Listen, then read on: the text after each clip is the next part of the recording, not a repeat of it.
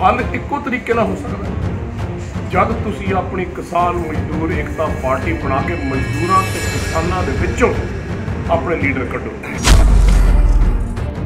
वड्डी गल यह है कि किसानां दे मजदूरां दी लाइन मैं लंबी करनी। मेरे नाल कोई तुरे ना तुरे आउण वालियां इलैक्शनां दे विच किसानां दी मजदूरां दी पार्टी बना के जिता के सत्ता च लैके आउगी गुरदा। इन्हां दा मेरे नाल कोई लेना देना नहीं तो फिर मेरा भी इन्हां दे नाल कदे लेना देना सीगा ही नहीं। मैं तो इज्जत करता सी, हथ जोड़ के इन्हां दे नाल तुरदा सी। राजेवाल साहब की अपनी सोच हो सकती है, लीडरां की अपनी सोच हो सकती है, मेरी आपकी सोच है, गल विचारां दी है। फिर जिन्होंने लगता है मर्जी है ये लड़न ना लड़न, पंजाब दी इलैक्शनां मजदूर किसान लड़नगे, अपनी सत्ता बनाएंगे, कोई माई का बाप नहीं। सत श्री अकाल जी, तुसीं देख रहे हो रोजाना स्पोक्समैन टीवी ते मैं तुहाडे नाल धर्मिंदर सिंह। अज सरहंद अनाज मंडी दे विच किसान महापंचायत हुई, जिस दे विच मशहूर अदाकार जोगराज सिंह जी भी पहुंचे। जोगराज जी ने मंच तो एक गल आखी कि जे इन्हां कानूनां नूं पूरी तरह रद्द कराउणा है तो किसान ते मजदूर की राखी लई हमेशा लई जिहड़ी एक नींह मजबूत नींह की स्थापना करनी है। तो पंजाब दे विच आउण वालियां विधान सभा चोणां 'च 117 सीटां ते अपने नुमाइंदे जिहड़े किसान मजदूरां चों खड़े करने पैणगे। जदों वो नुमाइंदे एक मजबूत सरकार बनाउणगे तां किसान मजदूर ते होर जिहड़े वर्ग जिहड़े अज सरकारां दी नीतियां 'च दबे होए ने उन्हां दे उस सरकार बनन दे नाल उन्हां दी जीवन की मजबूत नींह जिहड़ी रखी जाऊगी। हालांकि इस नूं लैके उत्थे कुछ किसान आगूआं ने इस गल नूं जिहड़ी उन्हां नूं हजम नहीं आई, पर साडे नाल हुण इस वक्त मौजूद ने जोगराज जी, उन्हां नाल गल करांगे कि की उन्हां दे जज्बात ने, जिहड़े जज्बातां नूं लैके उन्हां ने अज ये मंच तो गल आखी आ। जोगराज जी, अज किसान महापंचायत दे विच तुसीं गल आखी है कि जिहड़ी मजबूत सरकार साडे विचों किसान मजदूरां चों आऊगी तां जिहड़ी है पक्की जिहड़ी नींह रखी जाऊगी, की वजह की जज्बात ने तुहाडे? मैं जिंदगी 'च गल मनदा कि जे लकीर लंबी होवे उन्होंने मिटाउण की लोड़ नहीं, अपनी लकीर लंबी।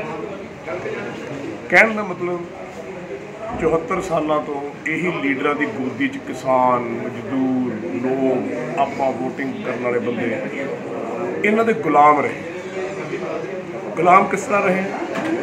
हाँ भाई, मैं सुनिया किस लीडर नूं कहंदे कि इलैक्शनां इन्नियां महंगियां कर दो कोई आम बंदा लड़ ही ना सके। का नाम मैं लऊँगा कि मेरी कन्नी सुनी गल है। और जेड़े पायदान रखे गए अज जो कुछ हो रहा है अंदोलन, ये कोई अज का नहीं है गल, ये 74-75 सालों से जब आज़ादी मिली है उदों का काम चलता है। जे आप हर साल हुण भी जे आप इन्हों लीडरां नूं वोटां पाउणियां, पार्टी कोई माड़ी चंगी नहीं होती, पार्टी सारियां चंगियां होंदियां, बंदे माड़े चंगे, सोच माड़ी चंगी हो सकती है।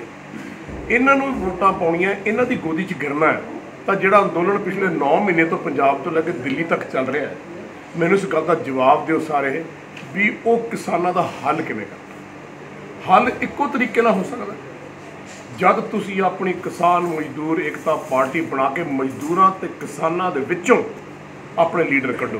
की मैं एक सवाल पूछना चाहुंदा सारी आवाम नूं कि पंजाब दे विच जवानी ठाठा मारदी है, तुहाडे सामने है।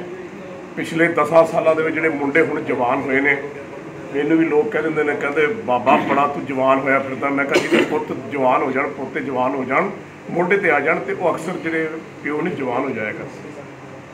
उन्हां दे विचों इलैक्शन लड़ाओ, लीडर कड्ढो ताकि ये पार्टी किसानां दी बने।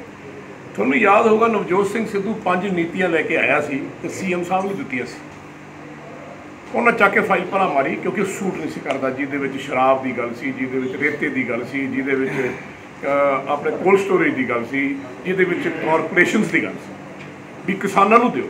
कोल्ड स्टोरेज किसानां दे बनाओ, किसान अपनी फसल उत्थे रखे, अपनी मनमर्जी ना बेचे। मेरी चीज़ मैं लाख रुपए की गड्डी बेचनी है, मैं लाख रुपया लेना लाओ नहीं जा पाई। फसल किसान उगावे, मेहनत किसान करे और जी MSP होता है सरकार करे। कि किताब लिखी है? चलो जे यही संविधान दे विच लिखिया है कि सरकार ने ही सारा कुछ करना है, तो सब वड्डी गल है कि किसानों के मजदूरों की लाइन मैं लंबी कर दी। मेरे नाल कोई तुरे ना तुरे आउण वालियां इलैक्शनां दे विच किसानों की मजदूरों की पार्टी बना के जिता के सत्ता च लैके आउगी गुरदा। लेकिन मैं आगूआं नूं हथ जोड़ के बेनती करी जा रहा, सारिਆਂ ਨੂੰ बेनती करी जा रहा। अज एक भी बंदा उत्थे उन्हें गल नहीं की, जब मैं गल की शायद उन्होंने चंगा नहीं लग्या।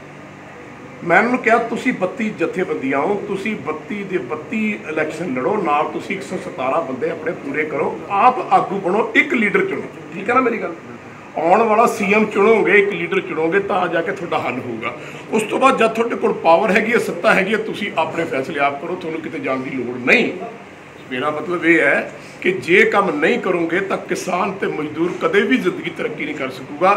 और जिहड़ा बंदा स्टेज ते उठ के अज ये गल नहीं करता, ਜਿਹੜਾ ਬੰਦਾ ਸਟੇਜ ਤੇ ਬਹਿ ਕੇ ਮਾਈਕ ਉਹਦੇ ਹੱਥ 'ਚ ਉਹ ਗੱਲ ਨਹੀਂ ਕਰਦਾ, ਉਹ ਪੰਜਾਬ ਦੀ ਧਰਤੀ ਦਾ ਗੱਦਾਰ ਆ ਭਾਵੇਂ ਕੋਈ ਵੀ। ਜਦੋਂ ਤੁਸੀਂ 117 ਸੀਟਾਂ ਤੇ ਜਿਹੜੀ ਹੈ ਲੜਨ ਦੀ ਗੱਲ ਕੀਤੀ ਸੀ, ਪੰਡਾਲ 'ਚੋਂ ਆਵਾਮ ਦਾ ਜਿਹੜਾ ਭਰਮਾ ਹੰਗਾਰਾ ਮਿਲਿਆ ਸੀ, ਪਰ ਜਿਵੇਂ ਤੁਸੀਂ ਕਿਹਾ ਕਿ ਕਈਆਂ ਨੂੰ ਨਹੀਂ ਚੰਗੀ ਲੱਗੀ, ਉਸ ਤੋਂ ਬਾਅਦ ਰਾਜੇਵਾਲ ਜੀ ਨੇ ਇੱਥੋਂ ਤੱਕ ਕਹਿ ਦਿੱਤਾ ਕਿ ਜਿਹੜੀ ਤੁਸੀਂ ਸਟੇਜ ਤੋਂ ਗੱਲ ਕੀਤੀ ਸੀ ਵੀ ਉਹ ਸਾਡਾ ਇਹਨਾਂ ਨੂੰ ਕੋਈ ਲੈਣਾ ਦੇਣਾ ਨਹੀਂ, ਕਹਿੰਦੇ ਅਸੀਂ ਨਾ ਉਹਨਾਂ ਨੂੰ ਬੁਲਾਇਆ ਸੀ, ਕਿ ਉਹਨਾਂ ਨੇ ਇਹ ਦੋਸ਼ ਲਾਤਾ ਕਿ ਤੁਹਾਨੂੰ ਕਿਸੇ ਨੇ ਭੇਜਿਆ ਵਿਰੋਧੀਆਂ ਨੇ।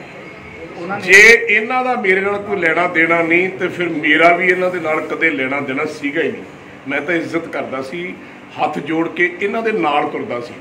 ਰਾਜੇਵਾਲ ਸਾਹਿਬ ਦੀ ਆਪਣੀ ਸੋਚ ਹੋ ਸਕਦੀ ਹੈ, ਲੀਡਰਾਂ ਦੀ ਆਪਣੀ ਸੋਚ ਹੋ ਸਕਦੀ ਹੈ, ਮੇਰੀ ਆਪ ਦੀ ਸੋਚ ਹੈ, ਗੱਲ ਵਿਚਾਰਾਂ ਦੀ ਹੈ। ਮੈਨੂੰ ਵਿਚਾਰਧਾਰਾ ਇਹ ਠੀਕ ਲੱਗਦੀ ਹੈ, ਇਹਨਾਂ ਨੂੰ ਵਿਚਾਰਧਾਰਾ ਜਿਹੜੀ ਲੱਗਦੀ ਹੈ ਇਹ ਫਿਰ ਸੱਪ ਕੱਢ ਕੇ ਦਿਖਾ ਦੇਣਾ, ਆਪਾਂ ਤੁਹਾਡੇ ਸਾਹਮਣੇ ਹੀ ਹੈ ਸਾਰਾ ਕੁਝ।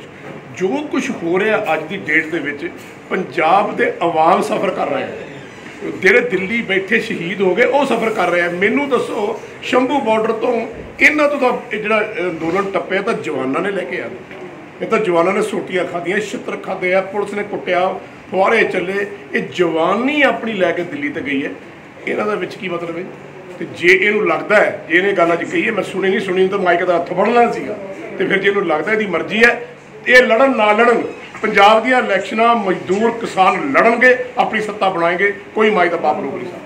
ਪੰਜਾਬ ਦੇ ਨੌਜਵਾਨਾਂ ਨੂੰ ਜਿਸ ਤਰ੍ਹਾਂ ਤੁਸੀਂ ਪਹਿਲਾਂ ਵੀ ਜਾਗਰੂਕ ਕਰਦੇ ਆ ਰਹੇ ਹੋ, ਤੇ ਹੁਣ ਅਗਲੇ ਟਾਈਮ ਦੇ ਵਿੱਚ ਜਿਵੇਂ ਕਿ ਇਲੈਕਸ਼ਨਾਂ ਦਾ ਟਾਈਮ ਵੀ ਘੱਟ ਰਿਹਾ ਹੈ, ਕਿ ਨੌਜਵਾਨਾਂ ਨੂੰ, ਕਿਸਾਨਾਂ ਨੂੰ, ਮਜ਼ਦੂਰਾਂ ਨੂੰ ਨਾਲ ਲੈ ਕੇ ਜਾਣ ਦੇ ਲਈ ਕੀ ਜਿਹੜੀ ਅਗਲੀ ਰਣਨੀਤੀ ਤੁਸੀਂ ਕਰੋਗੇ? ਕੋਈ ਵੀ ਆਪਾਂ ਤਰੱਕੀ ਜਦ ਵੀ ਕਰਨੀ ਹੋਵੇ, ਕਿਸੇ ਪਰਿਵਾਰ ਦੀ ਤਰੱਕੀ ਕਰਨੀ ਹੋਵੇ ਤਾਂ ਆਪਾਂ ਵੇਟ ਕਰਦੇ ਹਾਂ, ਯਾਰ ਮੇਰਾ ਮੁੰਡਾ ਜਵਾਨ ਹੋ, ਮੇਰੇ ਬੱਚੇ ਜਵਾਨ ਹੋ ਜਾਣ, ਹੈ ਜੀ, ਮੇਰਾ ਸਹਾਰਾ ਬਣ, ਮੇਰਾ ਮੋਢੇ ਨਾਲ ਮੋਢਾ, ਮੇਰੀ ਤਾਕਤ ਬਣ।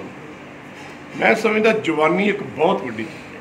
ਪੰਜਾਬ ਦੀ ਜਵਾਨੀ ਅੱਜ ਜਿਹੜੀ ਜਾਗੀ ਹੈ, ਮੈਂ 9 ਮਹੀਨੇ ਸਾਰਿਆਂ ਨੇ ਜ਼ੋਰ ਲਾਇਆ, ਲੱਖੇ ਸਿਧਾਣੇ ਨੇ ਜ਼ੋਰ ਲਾਇਆ, ਕੰਵਰ ਗਰੇਵਾਲ ਨੇ ਜ਼ੋਰ ਲਾਇਆ, ਸਾਰੇ ਆਰਟਿਸਟਾਂ ਨੇ, ਸਿੰਗਰਾਂ ਨੇ ਜ਼ੋਰ ਲਾਇਆ, ਸਭ ਨੇ ਜ਼ੋਰ ਲਾਇਆ, ਸ਼ੰਭੂ ਬਾਰਡਰ ਗਏ, ਉਹਨਾਂ ਨੇ ਅੰਦੋਲਨ ਖੜਾ ਕੀਤਾ ਹੈ, ਨੌਜਵਾਨਾਂ ਨੇ ਅੰਦੋਲਨ ਖੜਾ ਕੀਤਾ ਹੈ, ਨੌਜਵਾਨਾਂ ਆਪਣੇ ਬਜ਼ੁਰਗਾਂ ਦਾ ਸਹਾਰਾ ਬਣੇ ਨੇ, ਨੌਜਵਾਨ ਤਾਕਤ ਬਣੇ ਨੇ, ਇਸ ਕਰਕੇ ਦਿੱਲੀ ਦਾ ਤਖਤ ਹਿੱਲਿਆ।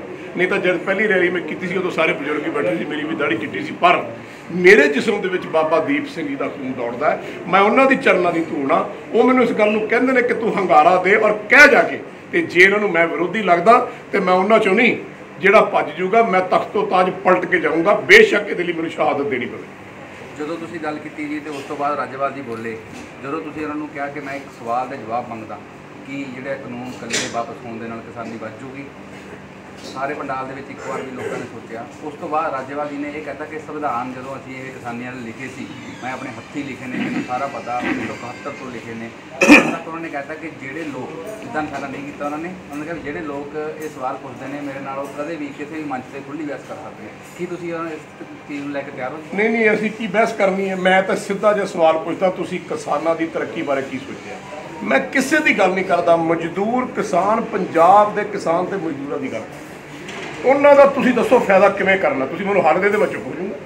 ਜਦ ਤੁਹਾਡੇ ਕੋਲ ਹੱਲ ਹੀ ਹੈ ਨਹੀਂ, ਜਦ ਬਿੱਲ ਨਹੀਂ ਸੀ, ਉਦੋਂ ਕਿਸਾਨ ਸੁਖੀ ਸੀ, ਉਦੋਂ ਕਿਸਾਨ ਖੁਦਕੁਸ਼ੀ ਨਹੀਂ ਸੀ ਕਰ ਰਿਹਾ, ਉਦੋਂ ਕਿਸਾਨ ਦੇ ਦੁੱਖ ਦਰਦ ਨਹੀਂ ਸੀ। ਜੇ ਬਿੱਲ ਵਾਪਸ ਹੋ ਜਾਣਗੇ ਕਰਨਾ, ਕੀ ਕਿਸਾਨ ਉੱਦਾਂ ਦਾ ਖੁਸ਼ਹਾਲ ਹੋ ਜਾਊਗਾ? ਕੀ ਉਹਦੇ ਦਰਦ ਮੁੱਕ ਜਾਣਗੇ? ਉਹ ਤੁਸੀਂ ਜੇ ਸੱਤਾ ਦੇ ਵਿੱਚ ਆਓਗੇ ਤਾਂ ਹੀ ਕਿਸਾਨਾਂ ਤੇ ਮਜ਼ਦੂਰਾਂ ਦਾ ਕੁਝ ਕਰ ਸਕੋਗੇ। ਘਰੇ ਬੈਠ ਕੇ ਤਾਂ ਕੁਝ ਨਹੀਂ ਹੋਣਾ, ਤਕਰੀਰਾਂ ਕਰਨਾ ਕੁਝ ਨਹੀਂ ਹੋਣਾ। ਸ਼ਾਂਤੀ ਉਦੋਂ ਤੱਕ ਬਣਾ ਕੇ ਰੱਖਣੀ ਚਾਹੀਦੀ ਹੈ ਜਦ ਤੱਕ ਤੁਹਾਡੇ ਗੱਲ ਨੂੰ ਕੋਈ ਹੱਥ ਨਾ ਪਾਵੇ। ਸੋ ਮੈਂ ਸਮਝਦਾ ਅੱਜ ਪੰਜਾਬ ਦੇ ਵਿੱਚ ਟਾਈਮ ਆ ਗਿਆ, ਜੇ ਲੋਕ ਇਹ ਗੱਲਾਂ ਕਰਦੇ ਨੇ ਫਿਰ ਕਿਤੇ ਨਾ ਕਿਤੇ ਦਾਲ 'ਚ ਕਾਲਾ ਤਾਂ ਹੈਗਾ, ਕੋਈ ਨਹੀਂ, ਸਾਹਮਣੇ ਆ ਜਾਣਾ। ਉਹ ਕਹਿੰਦਾ ਨਾਈਆ ਬਾਲ ਕਿੱਡੇ ਕਿੱਡੇ, ਕਹਿੰਦਾ ਜਜਮਾਨਾ ਸਾਹਮਣੇ ਆ ਜਾਣੇ ਨੇ। ਸੋ ਇਹ ਪਤਾ ਲੱਗ ਜੂਗਾ ਆਉਣ ਵਾਲੇ ਸਮੇਂ ਦੇ ਵਿੱਚ ਕਿਹੜਾ ਦਾਗੀ ਹੈ। ਇਹ ਤਾਂ ਲੋਕਾਂ ਦੇ ਤੋਹਮਤ ਲਈ ਜਾਂਦੇ ਨੇ, ਜਵਾਨਾਂ ਦੇ ਤੋਹਮਤ ਲਈ ਜਾਂਦੇ ਨੇ, ਫਲਾਨਾ ਇਹ ਹੈ ਜੀ, ਫਲਾਨਾ ਉਹ ਹੈ ਜੀ, ਤੇ ਫਿਰ ਉੱਥੋਂ ਮਾਫੀਆ ਮੰਗ ਲੈਂਦੇ ਨੇ। ਇਹਨਾਂ ਤੇ ਇਹ ਗੱਲ ਵੀ ਕਹਿਤੀ ਸੀ, ਇੱਥੇ ਕੇਸਰੀ ਝੰਡੇ ਲਾ ਦਿਓ, ਨਿਹੰਗ ਸਿੰਘਾਂ ਨੂੰ ਕਹਿੰਦੇ ਵਾਪਸ ਚਲੇ ਜਾਓ, ਫਿਰ ਮਾਫੀਆ ਵੀ ਇਹਨਾਂ ਨੇ ਮੰਗ ਲਈ। ਇਹਨਾਂ ਨੂੰ ਆਪ ਨਹੀਂ ਪਤਾ ਸੀ ਕਹਿ ਕੀ ਰਹੇ। ਮੈਂ ਸਮਝਦਾ ਬਜ਼ੁਰਗਾਂ ਨੂੰ ਤੇ ਜਵਾਨਾਂ ਨੂੰ ਇਕੱਠੇ, ਇਹਨਾਂ ਨੂੰ ਇਕੱਠੇ ਕਰਕੇ ਆਪਣੀ ਸੱਤਾ ਲਿਆਉਣੀ ਚਾਹੀਦੀ ਹੈ। ਜੇ ਇਹ ਆਗੂ ਨਹੀਂ ਲੜ ਸਕਦੇ ਇਲੈਕਸ਼ਨ, ਜੇ ਇਹਨਾਂ ਨੂੰ ਨਹੀਂ ਚੰਗਾ ਲੱਗਦਾ, ਇਹਨਾਂ ਦੀ ਮਰਜ਼ੀ ਹੈ। ਮੈਂ ਜਵਾਨੀ ਪੰਜਾਬ ਦੀ ਨੂੰ ਇਲੈਕਸ਼ਨ ਲੜਾਊਂਗਾ, ਵਰਗ ਦੇ ਲੋਕਾਂ ਨੂੰ, ਬੁੱਧੀਮਾਨ ਲੋਕਾਂ ਨੂੰ ਇਲੈਕਸ਼ਨ ਲੜਾਊਂਗਾ ਔਰ ਸੱਤਾ ਲਿਆਉਣ ਦੀ ਕੋਸ਼ਿਸ਼ ਕਰੂੰਗਾ। ਬਾਕੀ ਮਹਾਰਾਜ ਜਾਣੇ ਤੇ ਮਹਾਰਾਜ ਦਾ ਕੰਮ ਜਾਣੇ। ਇਹ ਸਨ ਜੋਗਰਾਜ ਜੀ, ਜਿਹੜੇ ਕਿ ਨਾਮ ਤੇ ਪਛਾਣ ਦੇ ਮੁਤਾਬਿਕ ਨਹੀਂ ਆ। ਅੱਜ ਦੀ ਕਿਸਾਨ ਮਹਾਪੰਚਾਇਤ 'ਚ ਇਹਨਾਂ ਨੇ ਵੀ ਐਲਾਨ ਕਰ ਦਿੱਤਾ ਹੈ ਕਿ ਜੇ ਉਹ ਪੰਜਾਬ ਦੀ ਕਿਸਾਨੀ ਤੇ ਜਵਾਨੀ ਨੂੰ ਬਚਾਉਣਗੇ ਤਾਂ ਉਹ ਤਖਤਾ ਪਲਟ ਕੇ ਬਚਾਉਣਗੇ, ਜਿਸ ਦੇ ਲਈ ਉਹਨਾਂ ਨੇ ਪ੍ਰਣ ਕਰ ਲਿਆ ਹੈ। ਤੇ ਆਉਣ ਵਾਲੀਆਂ ਵਿਧਾਨ ਸਭਾ ਚੋਣਾਂ ਦੇ ਲਈ ਉਹ ਇੱਕ ਨੌਜਵਾਨਾਂ ਦੀ, ਕਿਸਾਨਾਂ ਦੀ, ਮਜ਼ਦੂਰਾਂ ਦੀ ਟੀਮ ਤਿਆਰ ਕਰਨ ਲਈ ਵੀ ਵਧੇ ਹੋਏ ਨੇ। ਤੇ ਉਹਨਾਂ ਦਾ ਇਹੀ ਕਹਿਣਾ ਹੈ ਕਿ ਚਾਹੇ ਕੁਝ ਵੀ ਹੋ ਜਾਏ, ਮੇਰੇ ਨਾਲ ਕੋਈ ਲੀਡਰ ਚੱਲੇ ਜਾਂ ਨਾ ਚੱਲੇ, ਕੋਈ ਕਿਸਾਨ ਆਗੂ ਦੀ ਵਿਚਾਰਧਾਰਾ ਮਿਲੇ ਜਾਂ ਨਾ ਮਿਲੇ, ਪਰ ਉਹ ਆਪਣੇ ਪ੍ਰਣ ਤੇ ਬਿਲਕੁਲ ਖਰੇ ਉਤਰਨਗੇ। ਫਤਿਹਗੜ੍ਹ ਸਾਹਿਬ ਤੋਂ ਜਨਰਲ ਸਪੋਕਸਮੈਨ ਟੀਵੀ ਲਈ ਧਰਮਿੰਦਰ ਸਿੰਘ ਜੀ।